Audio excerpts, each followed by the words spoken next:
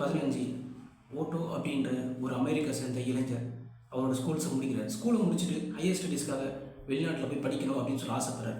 அப்படி ஆசைப்பட்டு அவர் போய் படித்தது என்னென்னு பார்த்தீங்கன்னா ஹாங்காங்கில் போய் அவர் காலேஜ் ஜாயின் பண்ணுறாரு. அங்கே ஜாயின் பண்ணி அவங்க காலேஜில் சேர்ந்து படிச்சுட்டு இருக்கும்போது தான் அவருக்கு ஒரு வாய்ப்பு கிடைக்குது. அது என்னென்னா நார்த் கொரியாவை போய் சுற்றி பார்க்குற வாய்ப்பு.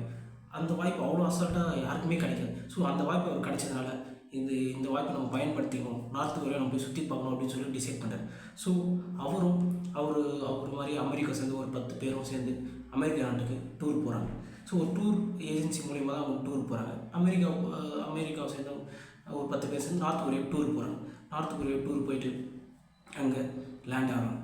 இவங்களோட பிளான் பார்த்திங்கன்னா மொத்தம் 6 நாள் பயணம். அதாவது டிசம்பர் 25 ஜனவரி 1 முடிச்சு ஜனவரி 2 வந்து இவங்க ஹாங்காங் ரிட்டர்ன் ஆகிற மாதிரி பிளான் பண்ணி போகிறாங்க.